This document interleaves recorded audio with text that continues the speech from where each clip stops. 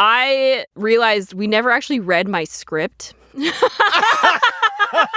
Guys, we gotta read You said that was like script. such contempt almost. Well, like okay. such like I was like, we were going to. We should read my You guys said you would. In the last episode, I talked about how much I hated like reading my short story in front of the class. And then as I was saying like, oh, maybe we should read my script, I was like, am I going to regret this? Am I going to be like, why did we read it?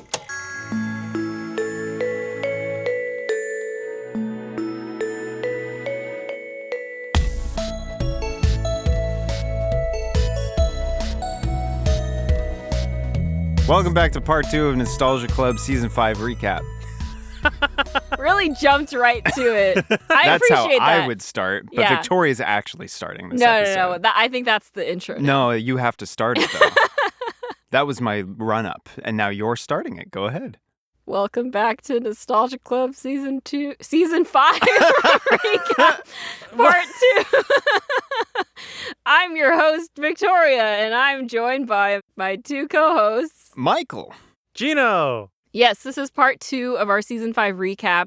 Check out last week's episode to hear us talk about our episodes starting with High School Musical all the way to Geronimo Stilton. But today, we're going to start with the second half of Season 5 with Mrs. Frisby and the Rats of NIMH. Whee! We will be reviewing some other... We will wear wigs.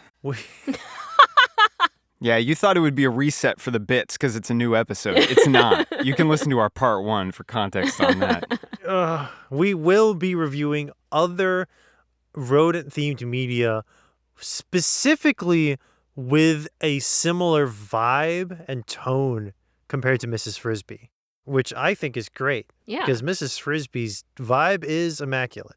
Yeah. Both the character and the story. True. I was just going to say, if anyone has more rodent media to recommend to us, I think we're like starting to run out a little bit, which is crazy to say. Hey, we still got Stuart Little. That's true. We got He's Stuart not Little. a rat. Technically, we've got so many other Redwall books that we could potentially go into. Mouse Also and the true. Motorcycle. Oh, yeah, Mouse and the Motorcycle. I take it back. Rodent media is endless. Stop sending us your rodent media No, recommendations. send us more. Also, I thought it was cool that some people read the book in order to listen to our episode. Yeah, that's really awesome. Because it is a very short book, so it's easy to do. Yeah. And I think that's neat. We hope you enjoyed it. I felt like we really introduced people to a new book through our podcast. Yes. Yeah. It's a classic. And not the other way around, which is people introduced to the podcast. From a book? You finish reading a book, and at the very end, there's an ad for Nostalgia Club, and people are like, this book was published in like 1990. How is that possible? So we are time this travelers. Book. Most meandering podcast. We're actually time travelers, and we went back to all of your favorite books and media, and we did insert a Nostalgia Club ad at the end. So thank you and welcome to our podcast. And that's all we did, which some would say is an incredibly irresponsible use of the great power that is time travel. They don't even know what podcasts are back then. And to that, I say, deleting your timeline. I'm going to alter your timeline so that you never make this mean comment about me. I will destroy generations to make me feel a little bit better. Wow. I don't think we have any other really follow-ups to Mrs. Frisby other than that, though. I guess not, right? I It's mean, just like, it was great. yeah. I would honestly reread this again. Mm-hmm. It's nice. Yeah. I'm curious about the sequels a little bit. Oh, right. There How are the- sequels. Yeah, kind of I always forget about anthology. that. Yeah. Yeah. When are we going to get a live-action Mrs. Frisby adaptation? You know what? I After think we Mrs. get a Frisby... live-action Ratatouille adaptation. Oh, God. I was going to say, I think Mrs. Frisby would make a great video game. Oh, isn't there? There is a new... I You said sent this to me Michael. something. There's a new mouse with sword adventure game that's coming out soon. I don't remember the name of it, but it looks really cute. I sent Jino we and would Michael... advertise your game, independent studio, but we just can't be bothered to remember. I don't remember what it's called. I think it really speaks to the impact that the mouse with sword genre in general, but I think Redwall specifically, that there are so many individual mouse with sword or just like mouse adventure games. People really like sympathizing with a mouse Because you're doing just a big like task. so small in Yeah. a big, big world. It's the same reason why we like The Hobbit. Yeah. He really is just kind of a big mouse. You know what? You're so right, Jino. That's why I love The Hobbit so much. Yeah. He's a big mouse wearing British clothes and drinking tea. And he just wants to live his life. Yeah, in his mouse hole. Yeah. We talk about The Hobbit, but we like pretend all the characters are mice when we talk about it. Hey, listen, I'd watch that adaptation. The dwarves would be rats in this situation. Maybe. They wouldn't be moles, but I think they would be another rodent that is more known for like tunneling, maybe. Yeah, that's true. Ooh, I don't know what that would be. Groundhogs? Maybe groundhog. I was going to say, like, badgers are too big, Gophers. so it can't be... Oh, gophers. Badgers aren't rodents, though. Oh, yeah, you're right. Yeah. They're just often associated with rodents because they're kind of down there, too. Yeah. Yeah. True. I think it's called Quill.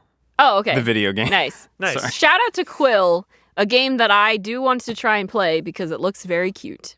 The name of the video game is actually Moss, The Forgotten Relic, which is a remake and compilation of 2 original VR adventure games called Moss and Moss Book 2. The main character's name is Quill. I'm super excited. The mouse animation style is very cute. I remember I sent both Jino and Michael a different mouse adventure game, and that one was like a co-op one. Oh, yeah. But then the mice looked a little bit... When you design your mouse avatar with the same skeleton as a human avatar, it does become a little uncanny. Yeah. Your critique was, we want some like plump mice. Yes. Let's make the mice round. Mice should be round. That is my take. If you have a mouse in your media, the rounder, the better. It's like the Pikachu rule. A rat is long. A mouse is round. That's how you tell the difference. You give me a long mouse, I'm not interested. I'm gone. Well, like when I played a dormouse, I literally imagined myself in the tiniest ball possible. Yes. She's just a tiny ball of anxiety. Yes. And that's what I conveyed through my performance. Perfect. Yeah. Perfect performance. By the way, very good. Thank Genuinely, one of those performances where like 3 minutes in, I was like, I forgot it was you. Because you do genuinely sound like different during the performance. But check out Feminist Fairy Tales. Some kind of voice actor? What are you, some kind of witch? Voice witch? No, check out Feminist Fairy Tales, where Victoria voices a dormouse. Yeah. Right? Who plays the bass. Yeah. Yeah. And is employed. Literally a mouse with a job. Yes, she is a mouse with a job. And her arc is getting a different job. Her arc is she gets fired. And which isn't one way of saying getting a different job. Her arc is she's employed and then she gets fired, and then her friends try to take revenge for her without really asking her if that's what she wants. And so she has to learn to advocate for what she really wants, which is maybe take a little break and figure out what she wants to do next. Yeah. Which, relatable. And Victoria does a fantastic job. What did you say? I didn't hear. I just said you did a fantastic job. Oh, thank you. I didn't hear because I was laughing too hard. My God. Laughing too hard about painful similarities to my own life. Anyways, yes, we love mouse media. Mouse media. And we will cover more. That is our promise with Nostalgia Club. There will always be rodent media to be enjoyed. The log line is something about 3 sound designers, but the true log line is we cover rodent media. We reel people in with the promise of us being professionals, and we undercut it with mouse with job. Yes. Or rodent with job. 3 fictional rodent enjoyers who spend a curiously disproportionate amount of time talking haiku. Also talk about other media. Yeah. Is Hinata rodent coded? Yeah, a little bit. A little bit? Yeah. Like they're crows. They're birds. But he's like a gerbil. Yeah. I can see that. Definitely not a mouse. Not a mouse. There's no mouse team in Haikyuu. I guess if you're making a highly competitive volleyball team, you wouldn't really want to call yourselves the mice. That's true. It's too easy to dunk on that. Yeah. Be so cute, though. Speaking of things we are going to cover next season, here's a little sneak preview. Young Justice was our episode after Mrs. Frisby, and we are going to talk about season 2. That is on the docket. Yes. Hooray! So tune in then. This is something I noticed when I was editing, is we said that we were going to talk about the character Harm, but then we never did. Oh, yeah. So Should we do that now? Do you guys want to talk about it? Pulling from my incredibly vague knowledge of DC Comics, Harm was the first villain that the Young Justice team faced in the comics. Okay. And that's it? That's all I know. Harm. Okay, I do remember a couple things. about Harm. One is there's this really, I imagine it must have been kind of a tough shot to do where, because Harm's whole thing is he's a teenage boy who's very edgy. Yeah. And he's got like some long brown hair and he's after this sword that's like a relic in a museum. The Sword of Beowulf. The Sword of Beowulf. And it's like, what? You have to be like motivated by a singular thing or whatever. Like this all-consuming desire for something or whatever. Right? Yeah. Yeah. In order to make the sword give you its power. And if the sword gives you its power, then you're like, in addition to having a sword, you're also like chonkier on like a overall level. Yeah. Like you get hit by superpowered stuff and you're like, fine. And also you have a strong sword. But like there's this shot where after he gets he's like hiding in the corner of a museum, like after lights go out in order to like get access to the sword. And then like, I don't know, some like police come in or some, people, some troops that are like, oh, someone may try to get this sword. We came to check to see if the sword is here. It's still here. And then Harm stands up from the corner of the room like the edgy teen he is. And he's like, perfect. Time to get my sword. But then there's this really cool, this is a long lead up for a very innocuous comment. There was this cool shot where it was like this Dutch angle tilted up at him as he was like striding forward. It seemed like it must have been a really tough angle to compose and then animate. It made me think of that Freerun meme that was going around. Drawing Freerun from like a low angle. Yeah, of her looking up. Yeah. Yeah. So it was like that, but it was like him walking at the same time. And they did like a pan from like top to bottom or bottom to top or something. And I was like, this is a surprisingly like impressive, like imposing villain shot. Yeah. And then he turns out to just be like a really twisted guy. Yeah. Yeah, his backstory is that he killed his sister. That's it, pretty much. It was something about and he's like really guilty about it. I think it was something about like letting go of all, like not literally, but like letting go of all my earthly ties so I can achieve great power and get this cool sword. In order to get the ability in the sword, he had to kill his sister. Yeah. Because so like, then his sister was holding him back emotionally. Yeah, the sister like haunts the house that they live in. Yeah, she's like the just a Young ghost. Justice characters sometimes see her as a ghost and they think that she's real and they're confused. They find out she's actually dead and like buried in the backyard. Yeah. It's like awful. It's really, it's one of the darker episodes. Like you have all these villains season. that, big high-powered plants or whatever, and it's like, oh, then we'll do this to take over the world. Meanwhile, Harm, like, I just committed murder against my own family just so I could feel extra strong and powerful. And you're like, this is a little too much. Yeah. Kinda. Yeah. And it's also an interesting parallel because the heroes of that episode are Artemis and Zatanna, both of whom have run into difficulties with their family in like two very different ways. Artemis, whose whole family is villains or reformed villains, and Zatanna, who loses her dad to a helmet, a bastard helmet. So it's like thematically relevant to their stories, but it also does feel like the creators were like, we have to pay homage to Harm because he's pretty like, I don't know, he's not iconic, but he is an important reference for the Young Justice canon as a whole. But he's kind of like, he's really dark, but like also kind of goofy at the same time. Yeah. He's just like, he's young. Yeah. The Young Justice are young, they're kids or teens. Harm's, a teen. So it's like, we're going to have kids fight kids, I guess. As you do. Kid fight, to quote Grunkle Stan.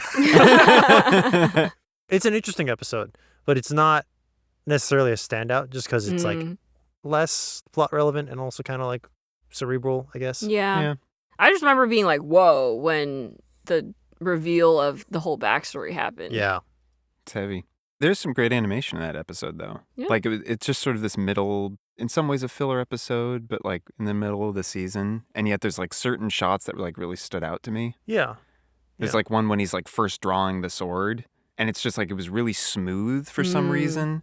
And like the way that, because the sword has like this hand on it. Yeah. And it like unclasps. I don't know. There's a lot going into this for some reason. Pretty cool. Out of nowhere. That actually just suddenly brought a different question to my mind, which is on the topic of filler episodes sometimes get a bad rep because it's like, sometimes they can be pure fluff. Like we've talked about in like Teen Titans, for example, like some of those filler episodes are truly filler. But I like watched this clip of the actor who plays Grover in the new Percy Jackson series, and he was saying bring back filler episodes because TV shows nowadays are like a tight 8 episodes. Yeah. And there's like no time to like really expand on anything, which I've always agreed that we should have more than 8 episodes in a season. Like, it's actually kind of ridiculous. But I used to be like, but like filler episodes are so nonsensical sometimes. But I do feel like there's a balance between like allowing the show to have a filler episode that doesn't necessarily like advance the main plot, but you get to know the characters better. Yeah, characters or world or something. Yeah. A lot of times, at least in live action television, a lot of filler episodes are sometimes due to budget, like bottle episodes. Like, we spent all of our budget on this big set piece. So we got to do an episode where they're stuck in this room and you can't really forward the plot like that. Yeah. So I guess we'll do a filler episode. But then often those are loved by their fan bases because when you have constraints on your storytelling, that's when you get to become, like, that's when it becomes really creative and you get to do something really different. For animation, I have been burned by some truly atrocious filler episodes. There was an episode of Naruto that I've talked about before where it's, what's his name? Jet Li? Is that his name? Rock Lee. Rock Lee, based on Jet Li. Jet Li is the human person. What's his mentor's name? Guy Fieri. There's an episode where it's like Rock Lee's like, my tragic backstory is that I got bonked on the head or something, and then I ate this really spicy curry and it revived me. And then Naruto and Sakura are like, okay. And so they go, and the whole episode is about them making this really bad sauce. And then they eat it, and they're like, this sucks. And Rock Lee's like, delicious. And then that's the whole episode. Yeah, I do think anime filler episodes in particular do tend to be worse because usually it's because production is trying to stay behind the manga. Yeah. Because the manga hasn't finished yet. So if they catch up too quickly, they're going to run out of content. Yeah. It's kind of like how when they were making Game of Thrones, by the end, they were like, I guess we got to make up what happens. Should have had them make spicy curry. They put a turtle in that curry. Yeah. So I do kind of understand, like, okay, they're trying to, like, keep the show going. But yeah, no, I definitely wouldn't. Like, that's, for me, that's, like, the reason why I can't watch some of the longest running anime shows. Because I know there's so much filler. I mean, I guess I could look up, like, give me just, like, the core list of episodes to watch. Yeah. But it still feels so daunting. It's either that or they, like, I guess maybe you'll run into this more in shonen. I think it's like a One Piece thing or whatever. Like, they'll do filler, but they'll also just, like, take moments and draw them out to be, like, 30 minutes long. Yeah. I had a friend who was like, I'm watching the edited version of One Piece that's on YouTube because I don't want to sit here for 30 minutes and watch Luffy think about how to punch a guy. Yeah. It's true. Yeah. For Young Justice specifically, there's several promises that they make with the premise of the show, which is young heroes, characters, interpersonal teens, balancing their lives, whatever. And then it's Monster of the Week or Villain of the Week. And then it's this big conspiracy. Yeah. I think the show does a really, really great job of always getting at least 2 of the 3. But usually getting all 3, even if one of them is just a little dollop or a little hint. Yeah. Right? It's really impressive. It's really impressive. Yeah, I don't think that there was a single episode in Young Justice Season 1 where I was like, this is like a pure filler episode. Yeah. There's always some necessary reference to the conspiracy. But more than that, if there's not, they really focus on the monster or the characters, which is, who loves like I monster? think it helps also that the team doesn't know each other well at the beginning. So you can justify having an episode that just focuses on these specific characters' relationships. Yeah. And every time it is a Monster of the Week, there is always in the back of your mind this thing going, is this actually part of the conspiracy? Yeah. So it's fun. It's true. I think it's the term filler episode, we're using it pretty broadly, and I think most people do. But I think you could more specifically boil it down to like main plot episode or like character focused episode. Like a true filler episode has nothing to do with anything. There's no character development. There's no plot progression. Yeah. There's no world building. It's just, I love my spicy curry. Yeah. So it's in that case, filler episodes are frustrating. But the actor for Grover in the Percy Jackson TV show, probably what he meant by filler episodes I mean, I haven't watched a clip, but he probably explains it a bit. But like filler episodes that are actually more like character world-building episodes. I think from my memory, I think he specifically was like, let us spend more time with these characters. Yeah. Or bring back the 24 episode orders of TV shows. Yeah. Because we got to keep people employed. True. And you know what? What's wrong with too much TV? I mean, I just if you get good characters. I just think that like, I mean, partially because of doing this show is like made me think more about like how media is different from when we grew up versus now. And I do think that while I have watched some fun shows like in recent years, I feel like they don't leave as huge of an impression on me as shows I watched when they had longer seasons. Yeah. Because there's just way more time for you to get invested in those characters and really want to know what happens next and then have so many memories to look back on. Longer seasons with like a weekly or bi-weekly release really does something to your brain and to like the growth and strength of a fandom. Yeah. If you get the whole season dropped at once, then there's no debate. There's no speculation. There's no, like, there's not as much fan work. Like, you don't have a community of people coming together to talk about their favorite thing. Yeah. It's out and it's done. Yeah. And you can talk about it postmortem. Not postpartum. I'm so tired. Kind of.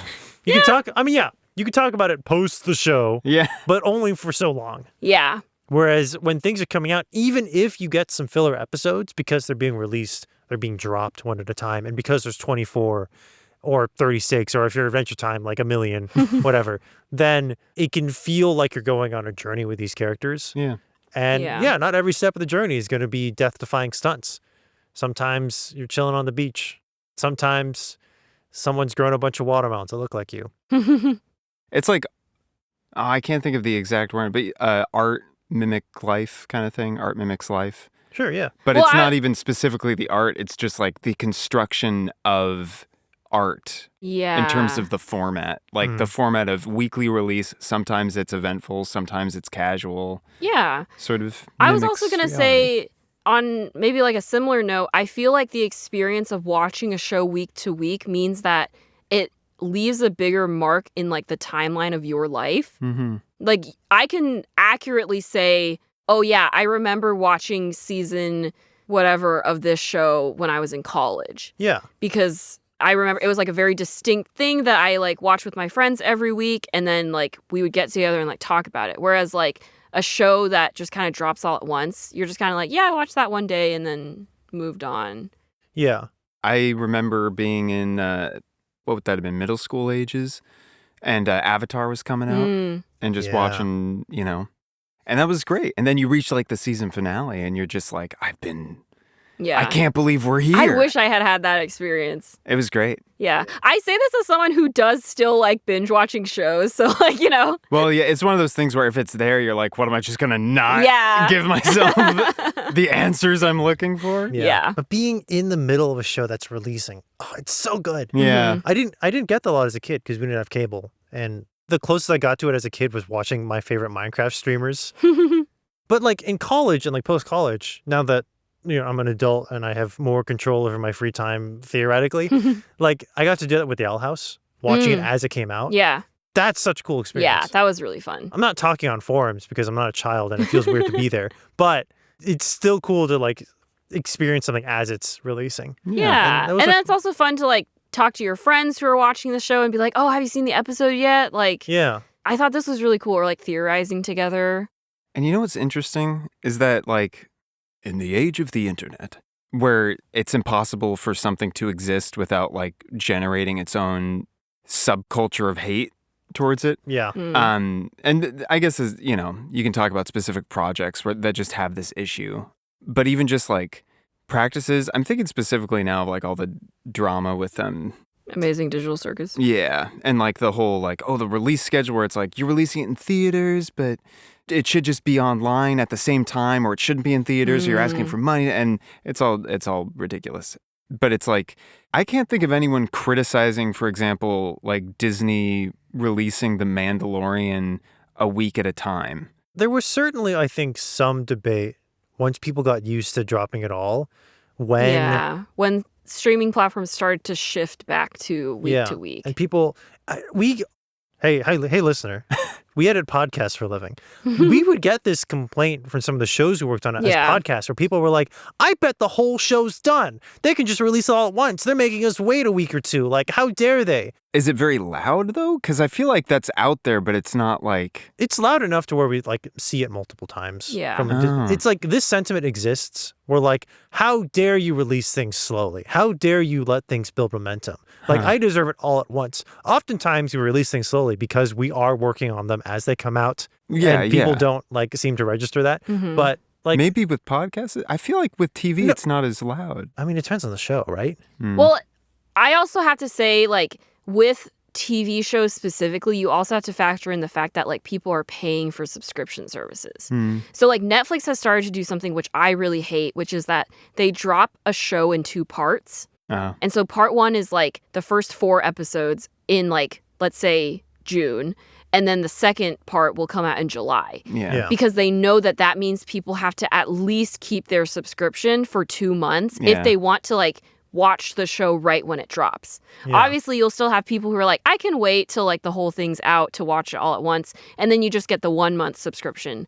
But it is, I think, an intentionally like predatory practice.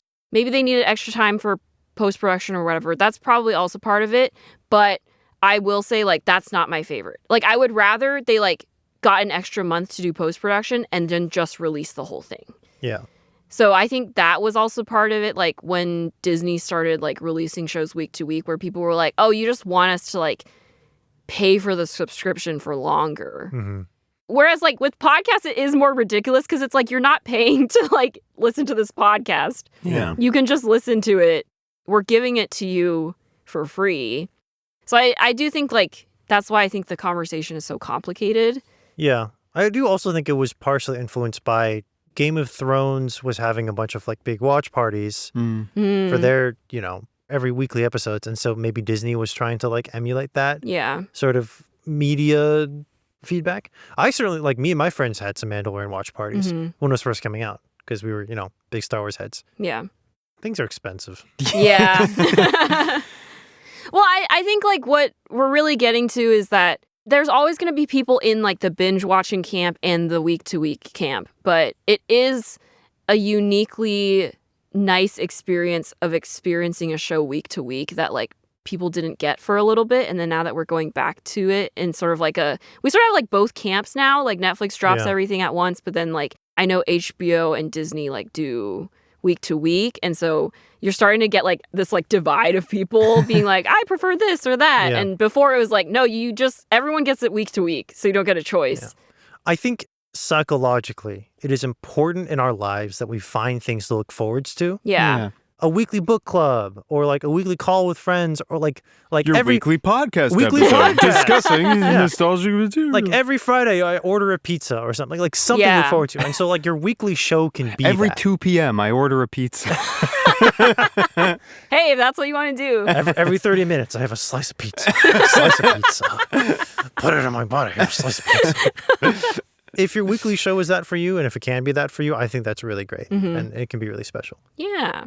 And then you can go online and tell everyone what your theory is and why everyone else's theory is wrong. I do really like the experience of trying to theorize about what happens and then seeing if I'm right the next couple episodes or whatnot. Especially shows that have some sort of mystery element. Yeah. It gives you time to ruminate. Yeah, and like consider, or like you can watch back the episode again to be like, maybe I'll pick up on different clues. I don't know, there's so many things, so many fun ways to enjoy a weekly show. Yeah. Mm-hmm.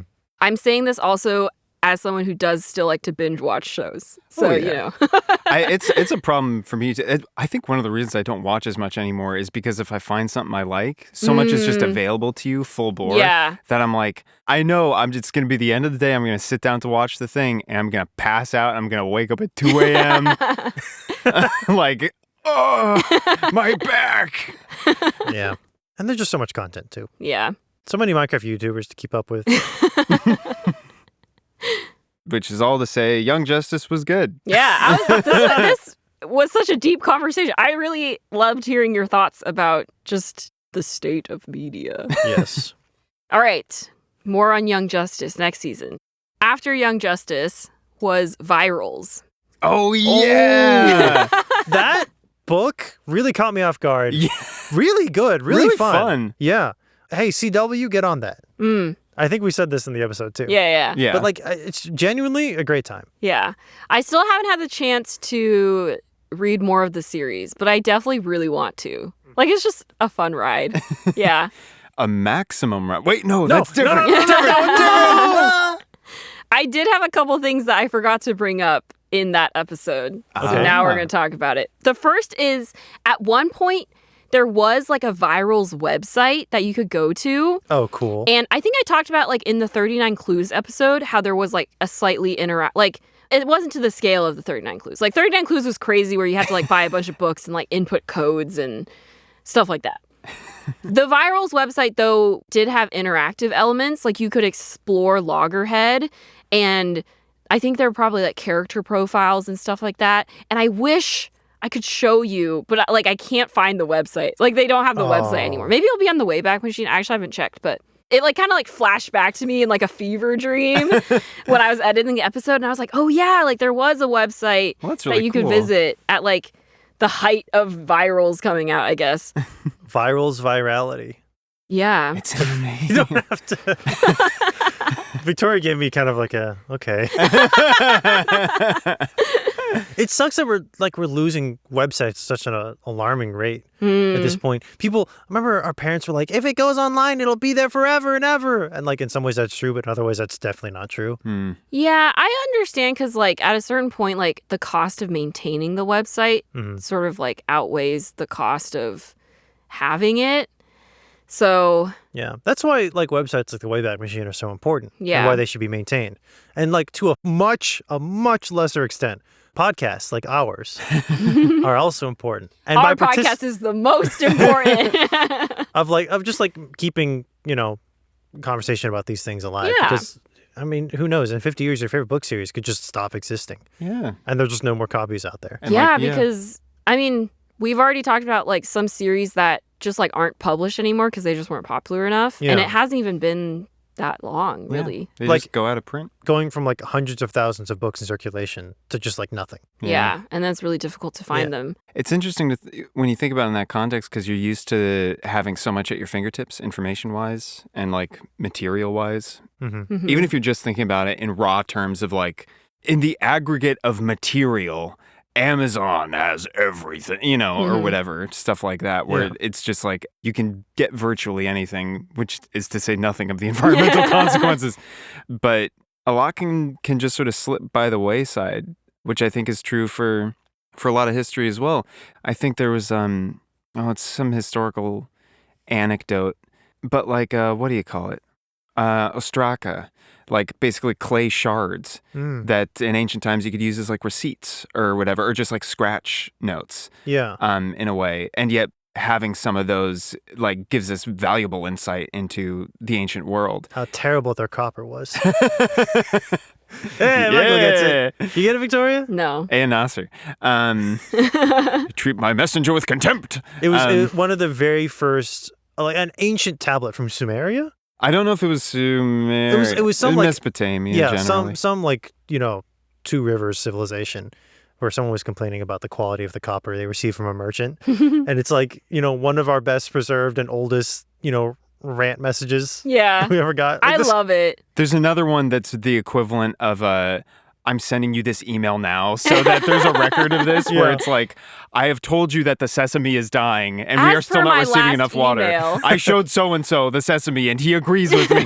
Do not write to me and tell me I do really you like did not know that the sesame was dying. Because it just shows that like humanity has, like we're not so different from like people in ancient cultures as we might think. Yeah. We all had like very similar concerns and per my last email. Yeah. Per my last tablet. We're all petty as hell. Yeah. And we're all like drowning in bureaucratic nonsense. My favorite one about that sesame one is that it makes reference to some person. I forget, the name, but like in the message, it references the person by name, doesn't give any like indication as far as I know of like position or whatever. Yeah. So it's just like whoever this person was writing to, they know this other person by name. Like, I talked to John and he also saw.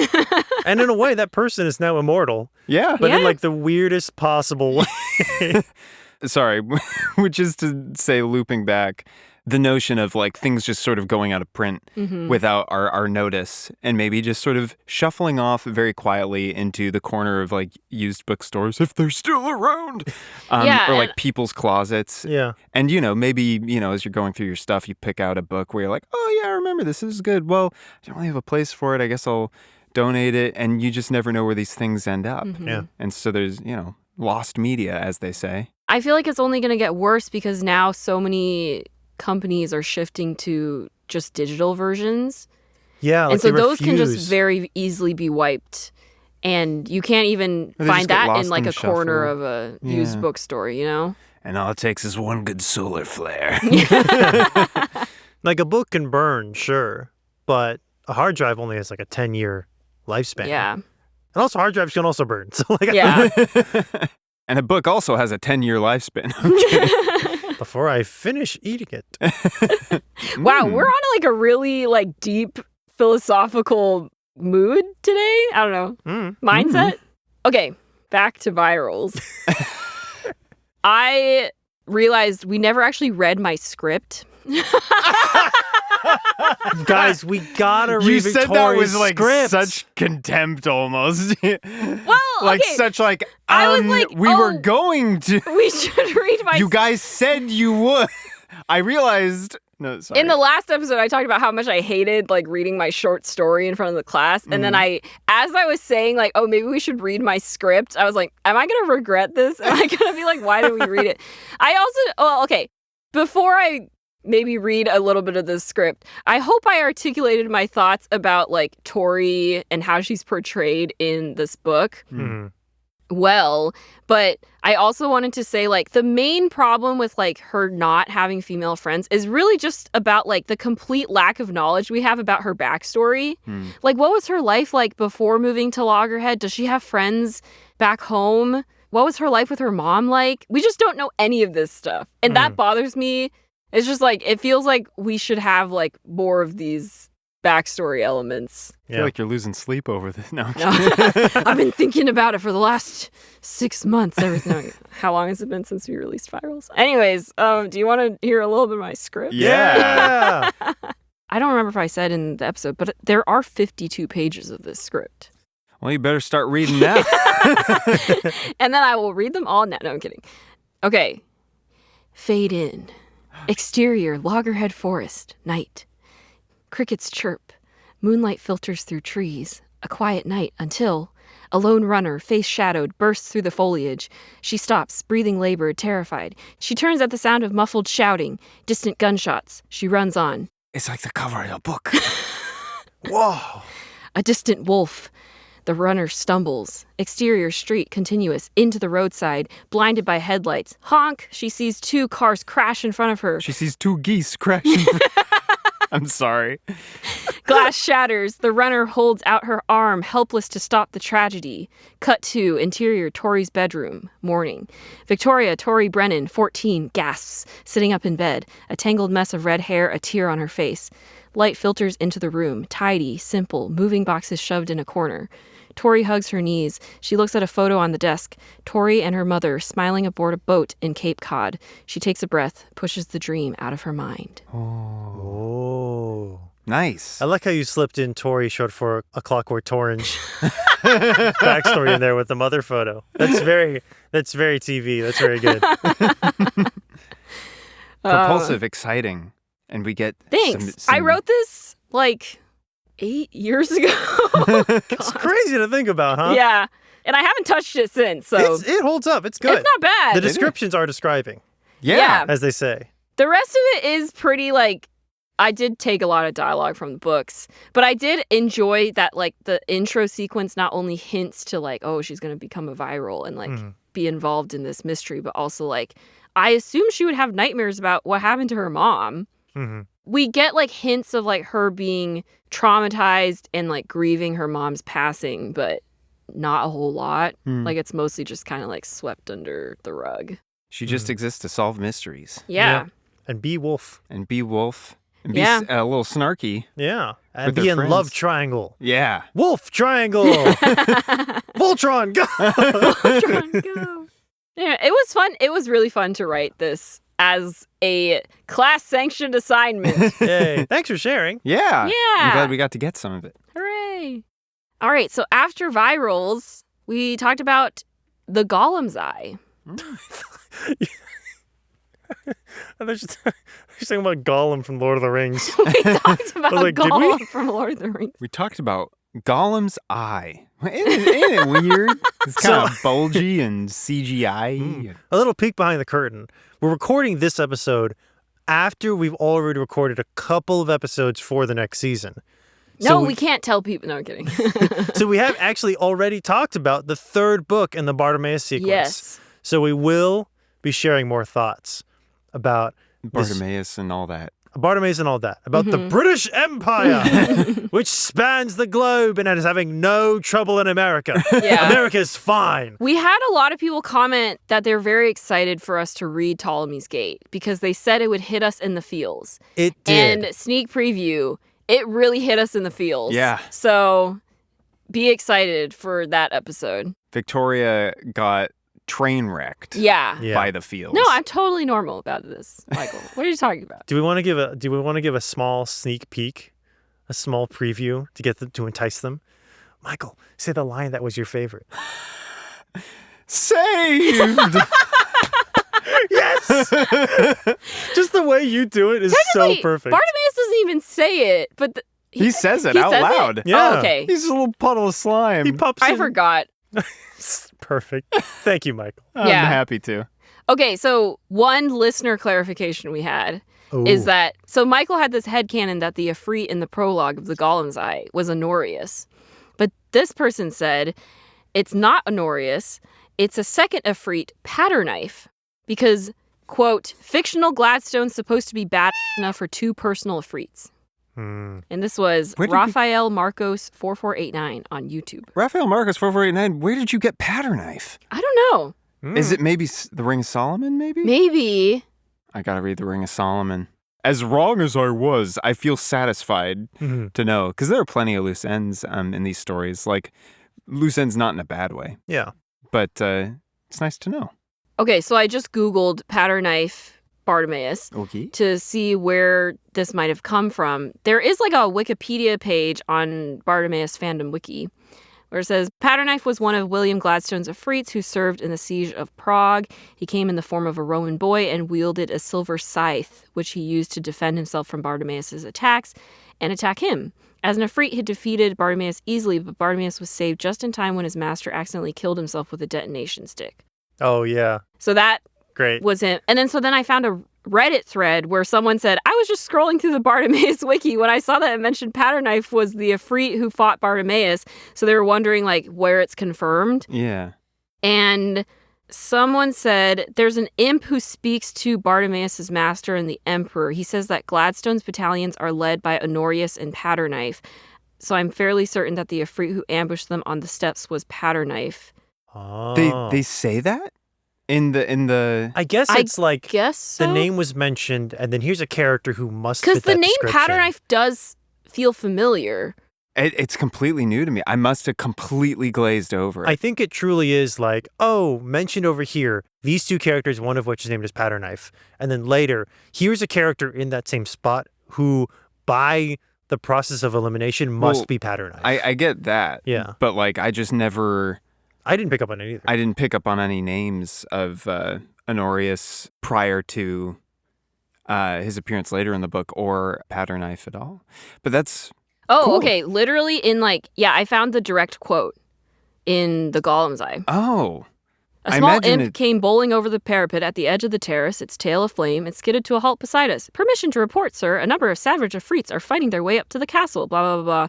The charge is led by Honorius and Patterknife, Gladstone's personal servants. They are very terrible, sir. Our troops have broken before them. Oh, well, I just completely missed that altogether. Yeah. It's so good that we are learning the history of Gladstone and his many great deeds. May the Empire never fall. Everything we do is good. I will say, I guess it's technically not like official. Like they don't refer to Patterknife by name when in like that final battle with Bartimaeus. But I think people make that assumption because of his weapon.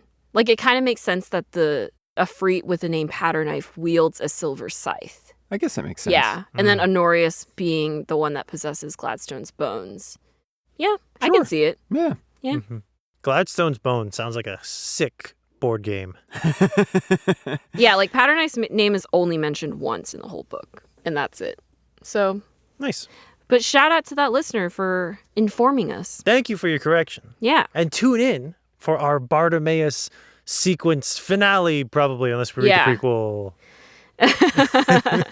Oh, another thing. So after reading The Golem's Eye, I read a book called Red City by Marie Lu, which is also a nostalgic read kind of for me because I read Marie Lu's YA books when I was younger. She wrote books like Legend and like Warcross, if you heard of those. But she recently decided to write her first like adult fiction novel, which is Red City. And that is a story about a society that's built on like an underground network of alchemists. Oh. So it did kind of have Bartimaeus vibes in terms of like the structure of the society. It's just that like obviously in Bartimaeus, the magicians are the ruling class. In Red City, the alchemists are the ruling class, but most people don't know. Ooh. But they're basically like sort of like gangster mobs who like run the city. Interesting. I just found like a lot of interesting parallels between that book and Bartimaeus. So like if you enjoyed Bartimaeus, maybe check out Red City. Nice. But also, so the main character of Red City, she has like the ability to make herself basically invisible. Like she's not actually invisible. She's just able to like make herself forgettable. Like she can just blend into the background and people won't notice her. Interesting. And so it reminded me of Mr. Hopkins in The Golem's Eye, who like is constantly described as like having an unforgettable face, which is part of the reason why a forgettable face. a forgettable face. Unforgettably forgettable. Yeah. Yes. Which is part of the reason why when I started reading Ptolemy's Gate, I was expecting there to be a reveal that like, oh, Mr. Hopkins has some ability that like allows him to like really blend in with the crowd and like be unmemorable. But then it turned out not to be. He's really just like that. Yeah. Yeah. He's really just like the default skin in a video game character builder. Yeah. But yeah. Nice. Fun callback. It was definitely fun to read The Golem's Eye and then coincidentally read Red City very shortly after. Like I didn't even know that Red City would have similar themes, but it just worked out. Nice. Yeah. All right, well, we won't speak further on Bartimaeus because we have a whole another episode coming. Yeah. After Bartimaeus was Spirit, we did have a listener say, fun fact, they apparently originally wrote it like a Western Black Beauty until they came across this version. I don't know what Black Beauty is. I read it as a kid, and I don't really remember very much about it. Is that the one where like a kid gets shipwrecked on an island with a horse? I remember watching like a movie that I thought was adapted from a book where there's a kid on a boat. No, it's not. It's not. Well, nah, never mind. Is this the one where there's a jockey who needs to race a zebra and everyone's like, you can't race a zebra, and you really shouldn't because they're wild animals and they will kill you. But she does it, and it's, like, really good. No. Is this the one where there's a killer whale? Okay, so... And everyone thinks it's a zebra. According to Wikipedia, the story is from the titular character Black Beauty's perspective. So you're in the perspective of the horse. Okay. Excellent. That's where I like to be. He starts out as a carefree foal on an English farm with his mother, and then ends up pulling cabs in London. And then by the end gets to retire in the country. Okay. So it's just like his tale of like meeting hardships, encountering cruelty and kindness in his life of becoming essentially like a workhorse.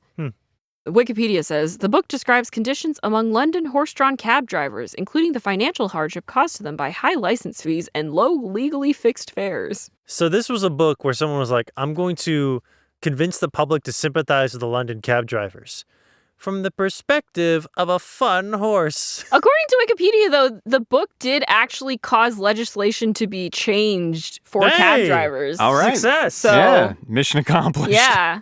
I remember reading it as a kid. I just don't remember anything about it. But it was a book that I consumed. Nice. At one point. Love it when a book does that. Yeah. We read, when in high school, we were told to read Jungle, I think it was called.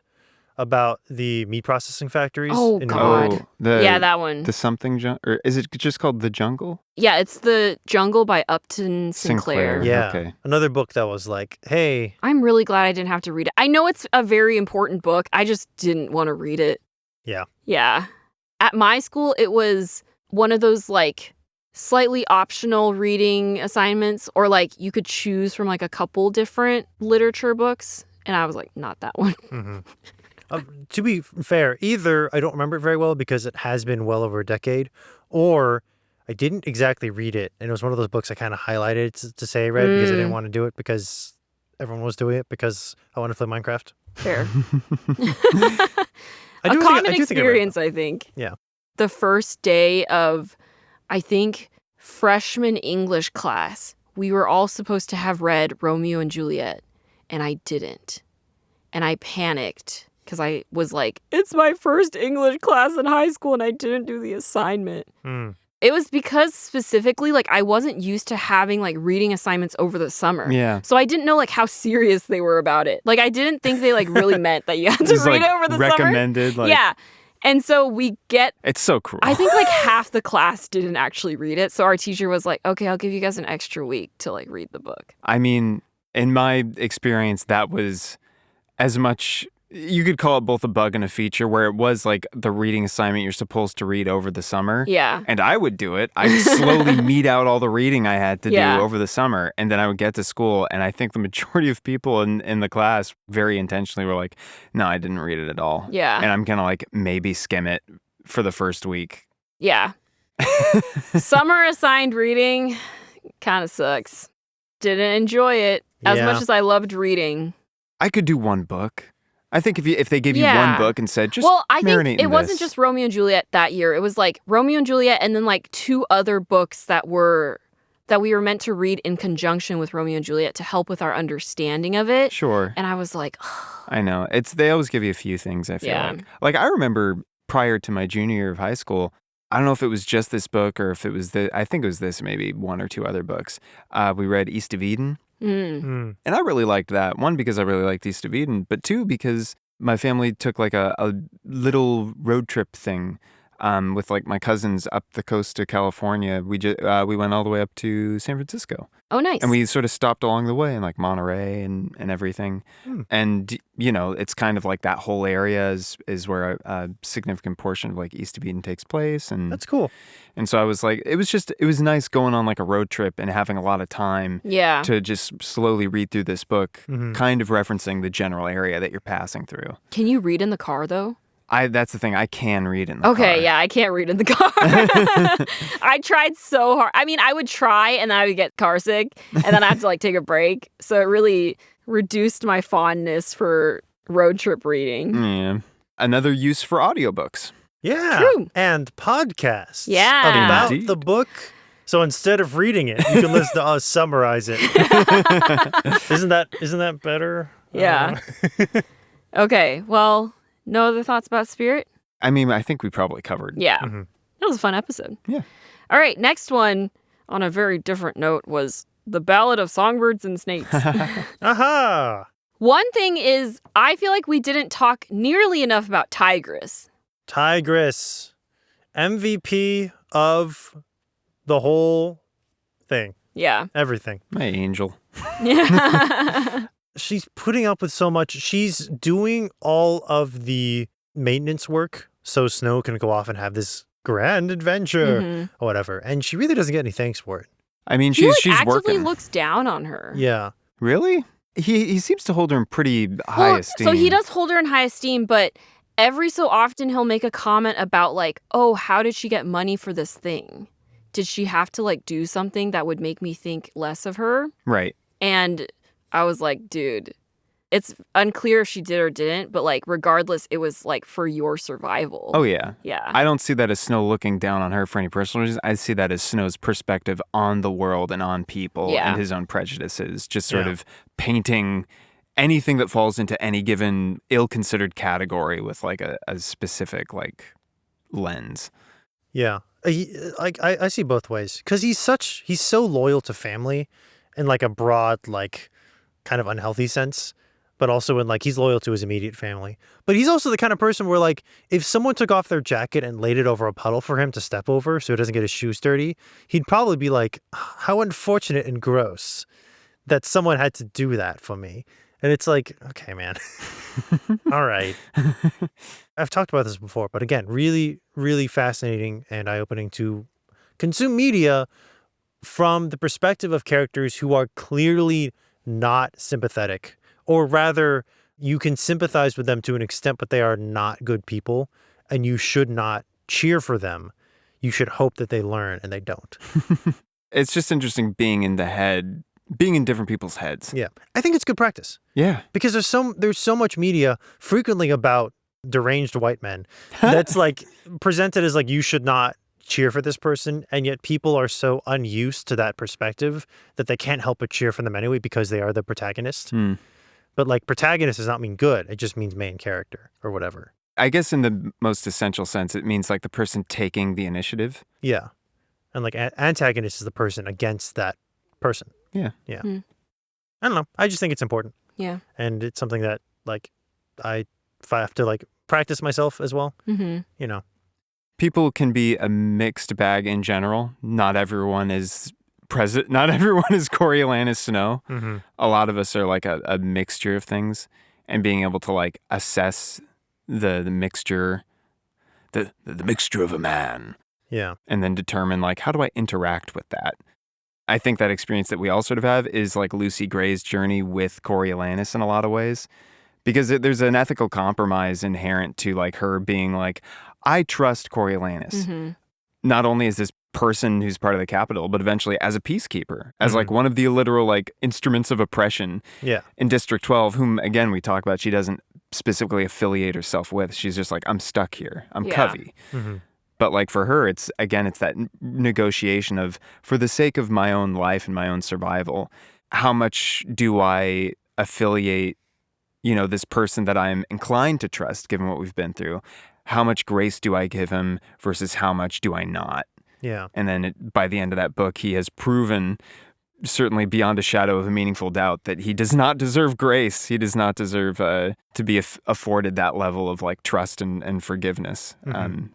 Because he's so consumed with himself that he'll do heinous stuff and not even have the mental ability to hold himself accountable for it. Yeah. Which is interesting. It is. I really enjoyed that episode. Like, I feel like we had such like an excellent discussion about it. And my only thing was like, we should just talk about tigers a little bit more. But I'm just excited to talk about Sunrise on the Reaping. There's something interesting about how Suzanne Collins wrote 3 Hunger Games books, and then every extension on this world has been a prequel. Because, I mean, on one hand, that's where all the interesting stuff happens. You know, the revolution is over after, you know, the catching fire. Like, it's like, and now, here's domestic life with a little bit of PTSD. Like, but also, you know, we're getting perspectives of, you know, Coriolanus. There was a lot of pushback about that. Like, oh, why would I want to learn about a dictator? I don't know if I want to do this now, but I think it would be interesting for us to cover like a sequel to a property that's well loved. Like, I think it'd be interesting to cover like Korra, for example, because there's something about, similar to how people are confused by or have pushback against being from the perspective of someone who is evil, for all intents and purposes evil. People also seem to have trouble grappling with someone who is good, like their good protagonist, becoming troubled later. People have a really hard time with that. Yeah. Like, oh, like my good golden boy who defeated the Dark Lord is having problems being a father? Impossible. I'm going to kill you. Like, like people really struggle with like I think of the Luke Skywalker discourse. Yeah. Like, or like literally any popular good guy protagonist that has had a sequel later where he was kind of like a human. Yeah. I actually would love to do an episode about Korra. Yeah. Because I actually do have so many thoughts and like comparisons to like when I first watched it and like what I thought of it back then. Yeah. Versus when I rewatched it like right after college. I did do like a full rewatch of the show and then I had different thoughts on it. And so I'm like, I'm down to revisit it again, like even now rewatching it to see if like maybe I think of it even differently. But yeah, you're right. Like, doing a sequel is so tough because there is an extent to which you have to be like, oh, we do have to be kind of realistic about potentially what, in this case, being the Avatar would do to, like, your family life. Yeah. And not only, like, being a regular Avatar, but, like, Aang has the increased pressure of, like, having to, like, rebuild an entire people. Yeah. So, pretty intense. I think it's just heavy when you have the momentum of, like, all that other story stuff. Yeah. It's like when you're building a story that is the original text, whatever it's going to be, everything you develop backstory-wise is all elastic and Play-Doh in your hands for the purpose of just setting up the story that you want to tell. Whereas when you have, like, a sequel of any kind, all that backstory stuff, I mean, not all of it, I suppose, but so much of it is governed by what you already wrote. A lot of it can't necessarily be the same kind of Play-Doh that you're morphing as, like, useful substrate for the story that you really want to tell. Yeah. It's like all stuff that's cemented in stone as a result of you trying to tell the story that you wanted to tell. And so in some ways you're locked into what the background information and compelling, you know, motivating factors for whatever this new story is can be. I mean, I'll even say, like, I read a book recently that I thought was like a perfect 10 out of 10 book, and then I read the sequel and I was like, oh, that was kind of disappointing. So, you know, like... Sequels are hard. Yeah. Sequels are really, really hard. Prequels, also hard, but for different reasons. Yeah. Writing your prequel about the bad guy, very hard. I honestly, like, as much as I trust Suzanne Collins, I think I honestly would be more hesitant if she wrote, like, a direct sequel to The Hunger Games. Yeah. Because I feel like that cheapens the ending of The Hunger Games is such, like, a bad example for this because I really don't see her writing a sequel because the ending is intentionally, like, I think people have even noted, like, in the ending of The Hunger Games, Katniss does not reveal her children's names because it's supposed to be like, we get to live the rest of our lives in peace without anyone observing. Yeah. And that's part of the beauty of the ending, which is, like, her life is not publicized anymore. Her kids' lives aren't publicized. So we as the reader don't even get to know the kids' names. You'd probably have to do something if you were going to do a sequel, it'd probably have to be completely separate. And maybe like a while into the future. Yeah. It also makes me think of, I saw some YouTube video that was about, like, material that J.R.R. Tolkien had left behind of, like, a sequel to Lord of the Rings. I don't know if he had ever, like, encountered that before. No. It was some sort of plot involving a few maybe descendants of some secondary characters, or at least one descendant. And he's like an old man at this point, or an older man. And there's some, like, maybe some sort of sinister little plot about, whatever, some human cultists or whatever doing something nefarious, but determined, at least according to this video that I watched, like, Tolkien determined, like, I'm not going to write it because it would just sort of be, in some ways, it'd be a smaller scale story, and it would just kind of, like, what would be the point of it? It's just like, oh, there's, some ill goings on, and then they sort of dust it up and figure it out, and, what would sort of be the point? And so it's tough. Yeah. Even for the precursor. Yeah. The master himself, also, although maybe that's not terribly surprising considering he started and rewrote Lord of the Rings so many times. Yeah. Prequels are hard, sequels are hard, especially difficult. Midquels, where you decide that Gandalf looking for Golem's really important. We gotta know this one. A lot of juicy story in there. No. Please don't make these movies. What could happen? Nobody wants these movies. What could possibly happen? Where is he? There he is. I guess it's just, it's another one of those things where it's like, it doesn't have to have a point. People just have to pay money to get access to it. I guess. Anyways, my overarching point was that perspective is hard, and it's so easy to sink into the very comfortable and safe, I'm watching this person, so I'm cheering for this person, and I'm not going to question any of their decisions. Yeah. And it's difficult to try to see, oh, I shouldn't be cheering for this person, or this person isn't perfect, or some people make mistakes, including my favorite boy.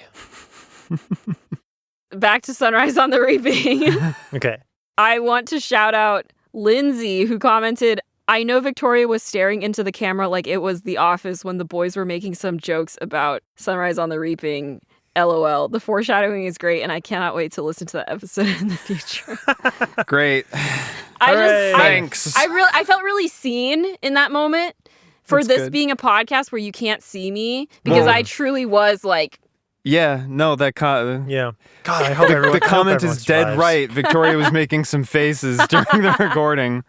Just like 1,000-yard stare. Yeah. We do comment on it sometimes. One of my friends keeps sending me videos of people being like, yeah, so like the highlight of my year is waiting for Sunrise on the Reaping to come out. And I'm like, that kind of is. Except like, I wouldn't say it's like the highlight because it's going to be really terrible to see.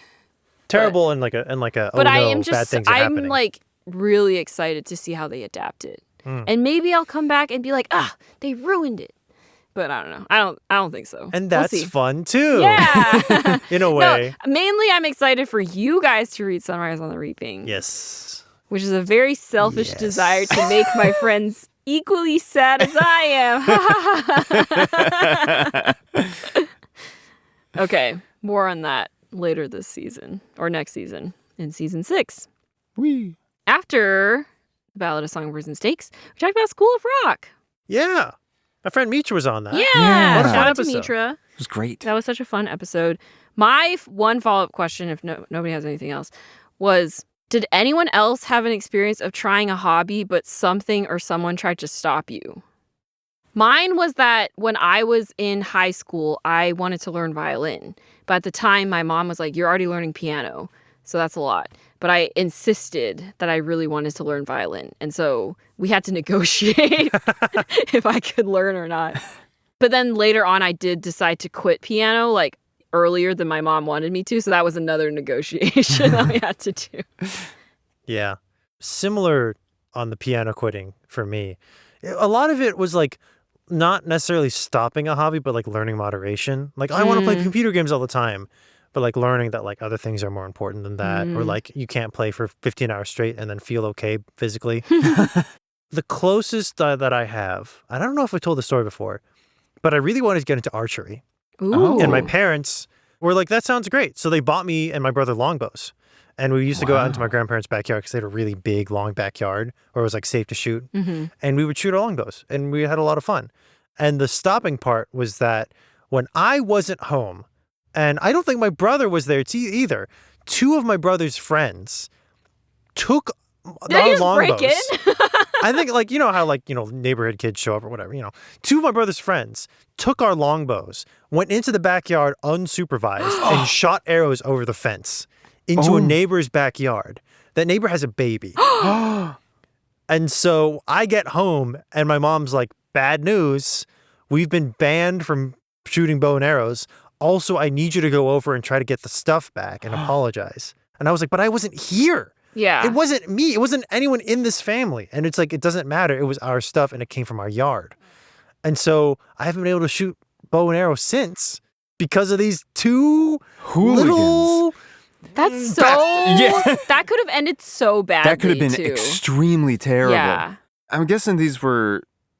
These were children. Well, yeah, but like... But I'm guessing these were young boys. Yes. The sheer gall to walk into someone else's house and see a set of dangerous weapons and go, I have every right to take these and fire them anywhere I want is astonishing.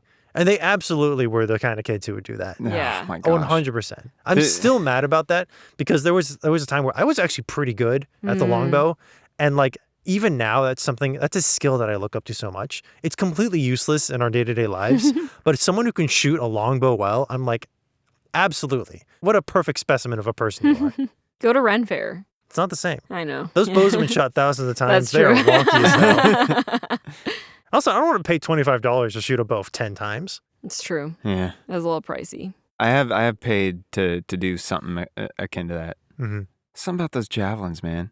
And like the throwing knives. Something about throwing a piece of metal at a thing and it goes thunk and you're like, I would have survived 5,000 years ago. I would have been fine. If there's one thing I've learned from doing those, I would not have survived. Yeah, I've done the knife throwing as well as archery. And archery I'm a little bit better at because I got to like do a little bit of archery at summer camps. But the knife throwing is rough. Mm-hmm. I do not hit anything. Yeah. Once it's at range. It's like one of those things though where it's like it takes you a couple throws just to like get acclimated to that specific type of knife that they're using. And then by that point, you're almost out of knives. Yeah. So, yeah. Anyway, shout out to all the YouTubers who are reviving interest in martial weapon sports. Yeah. There's a bunch of them. They're all friends. Nice. It's pretty cool to watch. When I was, I guess this is on topic given the question, because I couldn't think of anything at first, which I guess is a good sign, huh? But there was a point in time, a couple of years or so after I'd graduated college, and I was just working and I was just doing some jobs, but I was making some decent money temping at a job for a while, and I was like considering going to like a HEMA class or something. Oh, yeah. Because I had been doing some research. Wait, what is that? Historic European martial arts? Yeah. Oh. My dad did that. Wow. Yeah. My dad participated. They were in college. He was invited to some like, I don't know if it was specifically HEMA, but he showed up and there was a bunch of guys in full armor, like just wailing on each other. And then there was a second section, a bunch of guys with no armor with like much smaller swords. And the guy who was introducing my dad to the sport was like, we can either do put on full armor and like don't hold back, or no armor and it's like there's points. My dad was like, points, please. A smart choice. Yeah. But you tried HEMA.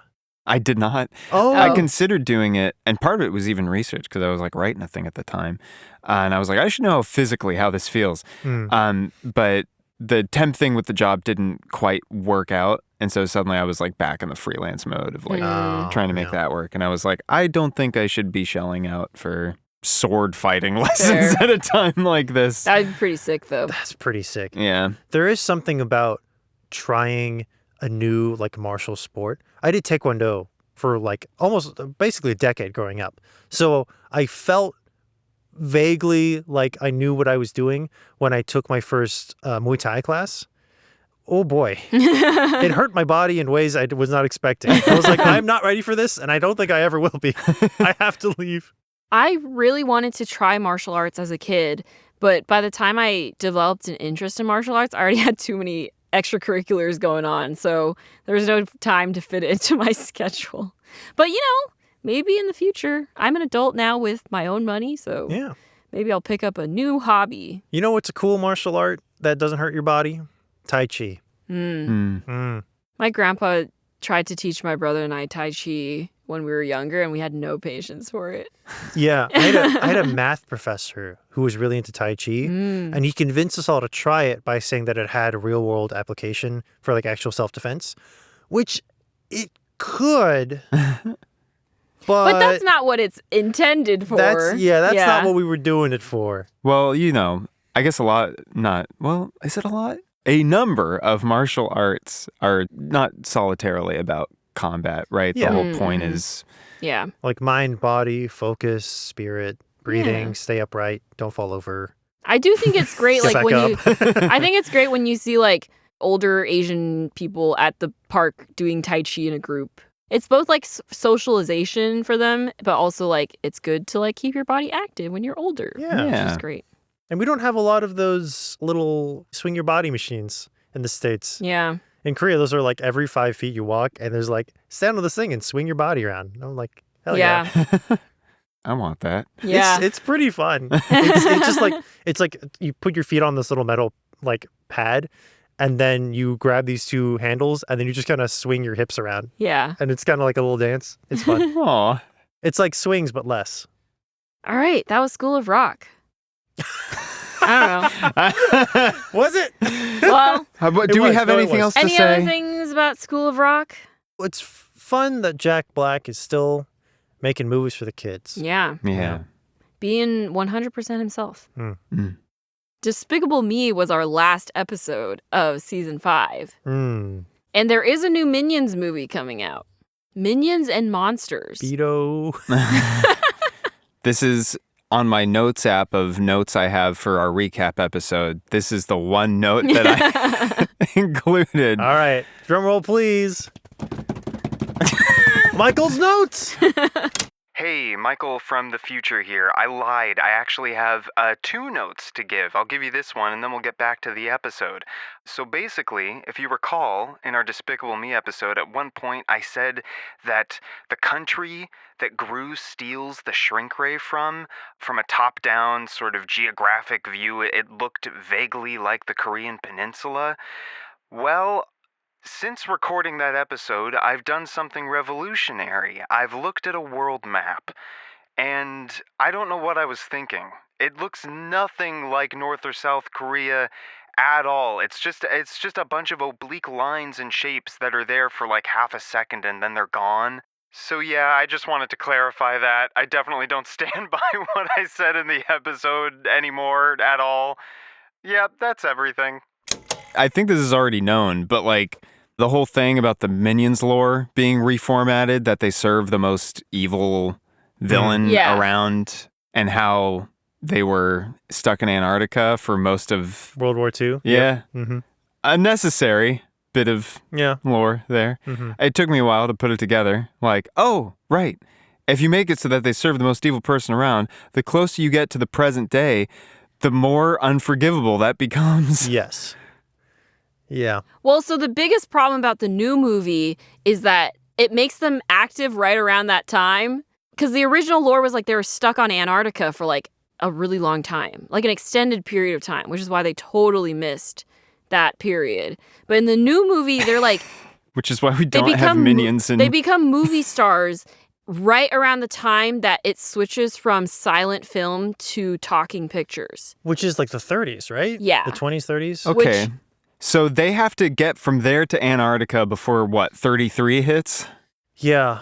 So it's already kind of retcon, because in that movie where they established that lore, they were in Antarctica like way before the 30s. Oh, okay. Yeah, to really like give a buffer. Okay. But now they're saying, no, they were movie stars. There's something Which actually is a funny concept, but yeah. There's something really irreverent about how the Minions and this like Minion franchise is sort of presented, but not in like a fun, irreverent way, and more of like you're just doing ideas because they sound good or profitable, but you're not respecting anything that came before, and thus degrading what is objectively a very good movie. Yeah. Minions 1.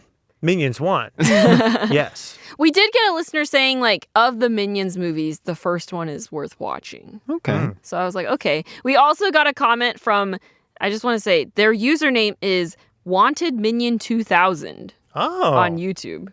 They said, so the first Despicable Me movie is now nostalgic. Man, I am getting old. Hey, we're going to feel that all the time. We feel that. Yeah.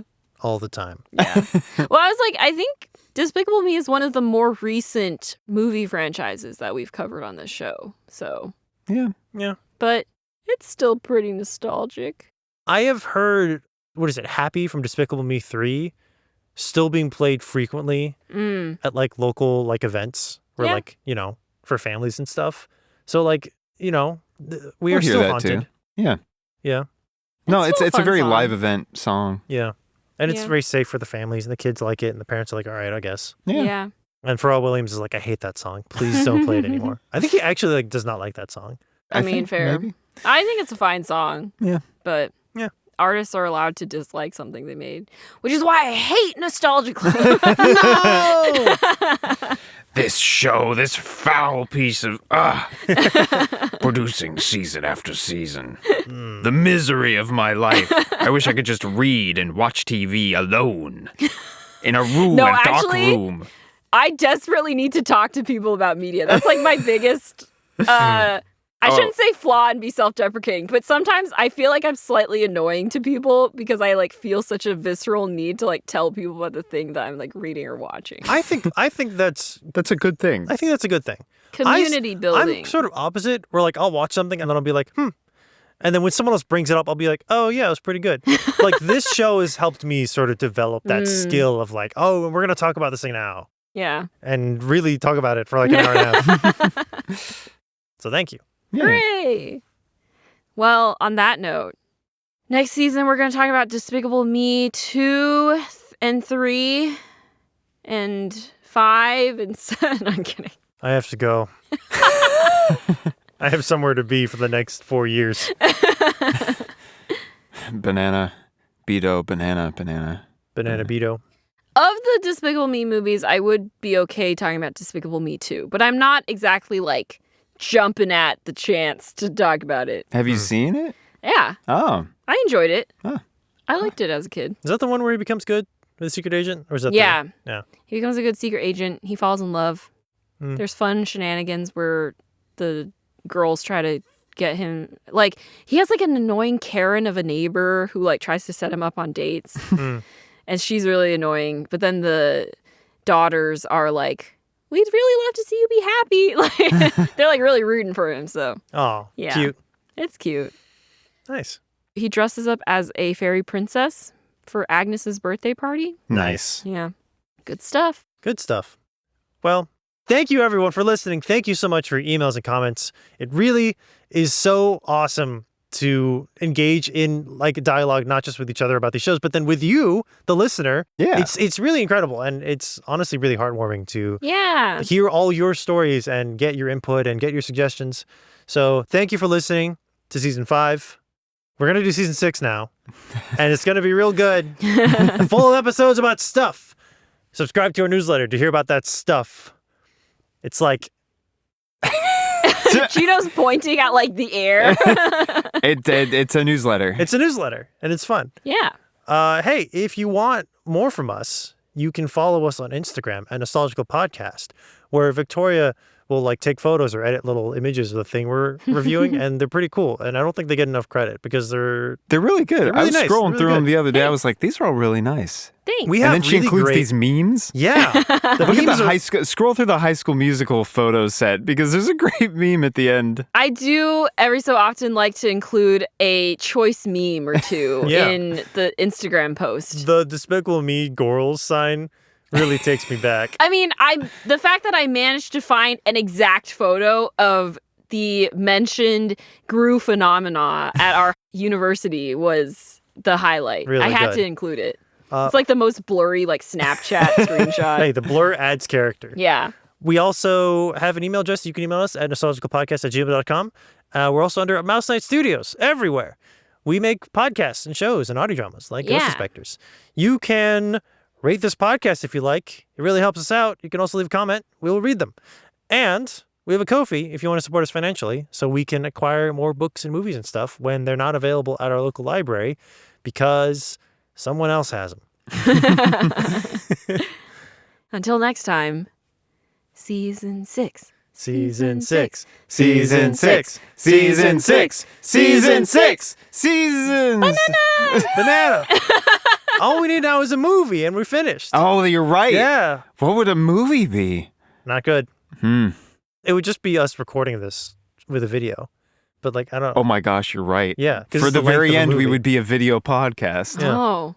6 That'd be seasons in a movie. crazy if we did video just like at the very end. Just once. And then we're done. And then we're done. Just so people know what we look like. Yeah. Yeah. Yeah.